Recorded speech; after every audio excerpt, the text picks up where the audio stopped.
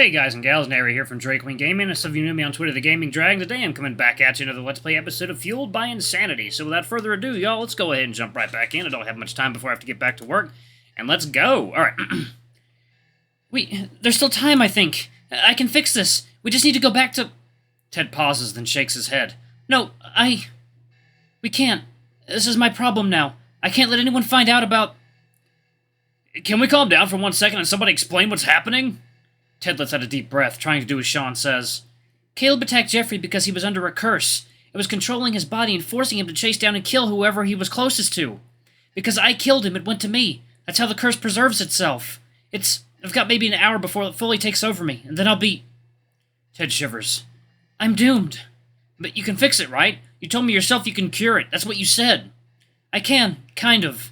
But not here. We would have to go to... We might have enough time, but... Why is he hesitating so much? The Gajuro I know, the one in my dreams, is confident. He has control over every situation. Was that all a facade? I can't. Why not? There's things that have to stay hidden. Things that nobody's allowed to know about. Things that matter more than me. So even if I end up like Caleb, it's better than the alternative. This won't be the first time I've been trapped in a hopeless spot like this, with no end in sight. So I need all of you to follow my instructions exactly as I say, okay? I did that already, and everything went wrong. I know, but you need to trust me. Okay. The police are on their way. When they get here, they're going to find me next to Caleb's body. They'll know that it was me. If for some reason I lose control before they get here, I'll start hunting down Jeffrey. If anything were to happen to Jeffrey, Daren will be my next target. I need for one of you to call the police again and tell them what happened. Change the story if you have to, no matter how bad it makes me look.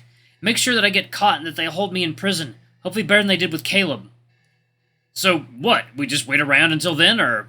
No, you don't want to be anywhere near me. Jeffrey needs medical attention. Get him to the hospital. Don't tell me which hospital you're going to. There's less of a chance of me showing up and hurting anyone if I don't know where you guys are. And just to be safe, tell them to have security watch for me and not to let me in no matter what. Have you got all that? So just take Colin to the hospital and tell the police you murdered our friend? Essentially, yeah. You should probably go now. Don't leave Jeffrey waiting. Just one thing first. Huh? You did good. You did everything you were told. You made mistakes back then, but you didn't run away this time. I'm sorry things turned out this way. I tried my best, but maybe it's best that things didn't go as how I had planned. I don't know. What do you mean? How could anything be worse than this? Ted sighs. Don't worry about it. Just get well and live a good life, okay? You deserve it. All of you do. Those words. Are they supposed to make me feel better? If anything, they make me feel worse about everything. He's resigned himself to his fate. I don't like that. Are you going to be okay? Ted shakes his head. If anything, I should be asking you and your brother that. Ted looks over at Daren, and I do too. I really hope things turn out better for the two of you. You both deserve it. I'm not really sure what I'm supposed to say. And as much as it sucks because I want to stay and talk to him more, he's right. I need to see a doctor as soon as I can. I don't want this to get worse. I know how bad infections can be, so I guess I should say goodbye and get things moving along. Can we go now? I'm really not feeling good, and this still hurts like hell. I'm sorry, Ted, it's just... To my surprise, Ted laughs. That smile, it's creepy to see considering how his eyes are now, but it's still comforting all the same. Even knowing that he's Kaijuro, it's clear that he's still the same Ted I've known all along, just caught in a horrible fate. You guys go ahead and take care of yourselves. Do what you need to do. And I guess since I didn't answer when you asked, I'll be fine. I'm tougher than I look. Like I said, this isn't the first time I've been in a sucky situation. I know for sure things will work out one way or another. For some reason, hearing that makes me feel like it's a weight been lifted from my shoulders. Despite everything that's happened, I trust him. He had a plan. Things went horribly, horribly wrong, and so that plan never got to see the light of day. But that's not his fault. That's how life works. Things don't always go the way they're meant to, but you've just got to make sure that you just got to make the best of what you've got. Should we head out now? Yeah. You guys take care. Sean, Daren, and I go ahead and finally make our way to the door. Daren hasn't said a word in a while, and Sean's been mostly quiet. But I'm alive. We're alive. But yeah, I guess we can make the best of what we still got left. Things will be okay. I take one last look back inside and see Ted smiling and waving goodbye. I guess maybe things can be okay after all. We'll all get through this somehow. I know we will. Before I turn back towards the car, my eyes drift towards Caleb's bloody, lifeless body one last time. A shiver runs down my spine. I try to push it back in my mind as I head into the car. The last thing I hear before we pull out of the driveway is the sound of Ted crying. Is there a 1 year later? Oh, yes. Okay. For the first time in a week, I get to go back to how my dreams used to be. I get back to... I get to have my safe space again. I get to talk to my mom again, finally. Hi, Mom. Long time no see, huh?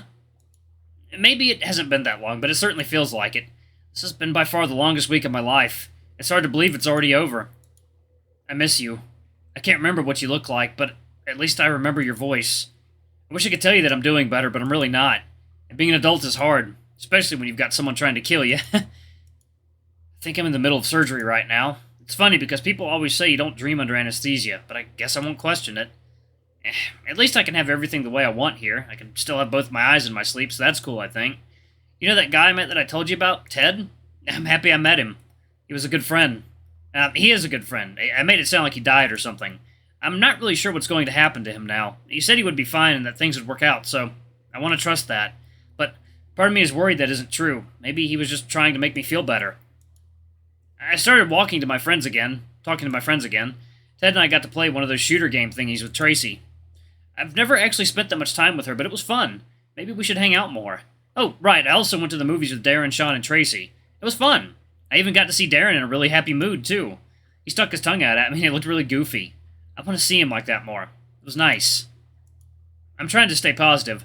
That's what I'm good at. That's what people like me for. Well, aside from the times I act like a jerk for no reason. I do really wish I could stop that, but yeah, I want to do the thing that I'm good at. It's the one thing people can rely on me for at the very least. I love you, Mom. Hope one day I can make you proud.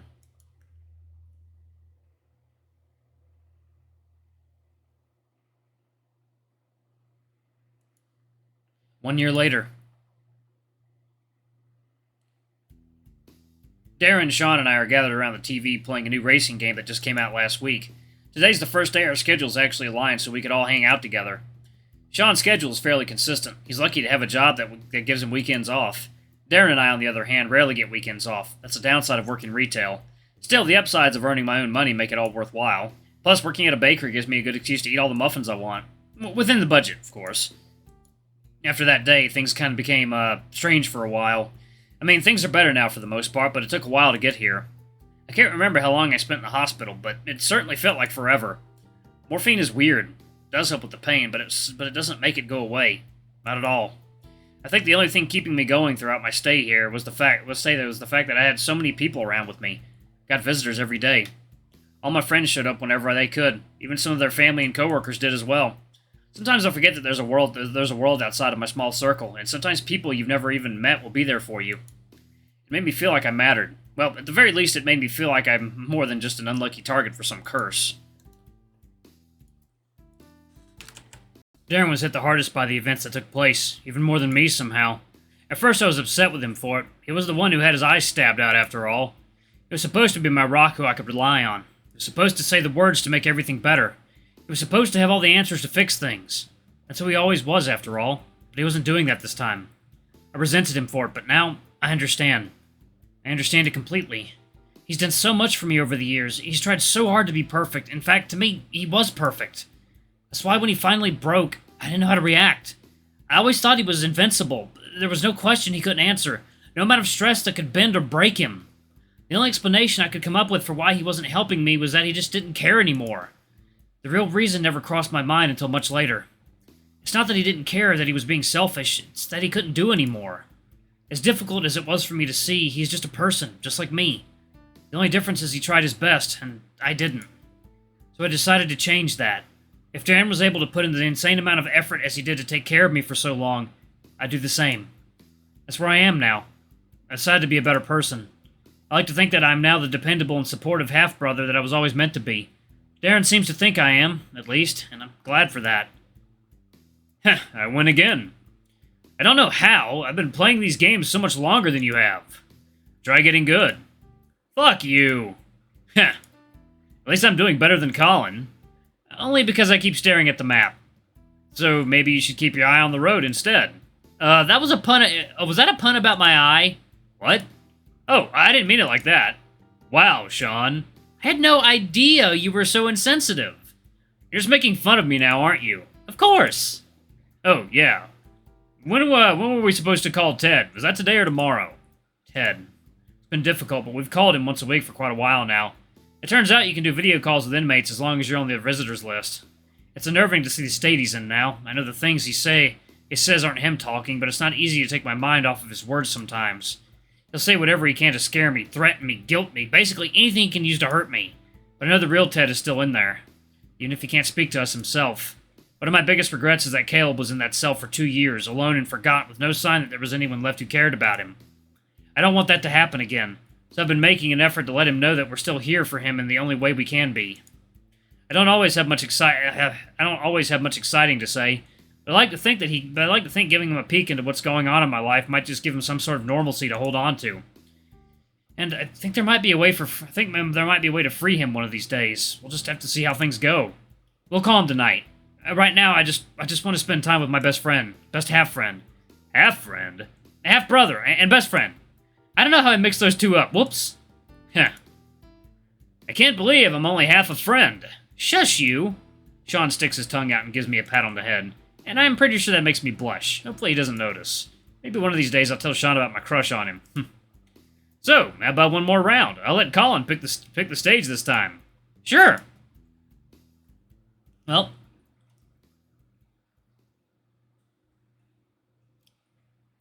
I suppose for the time being, that is all she wrote. Alright, y'all. So that was the last ending for now. Man.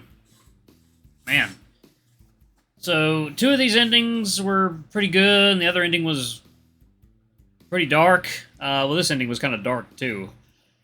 Oh, God. Ted is infected with the curse.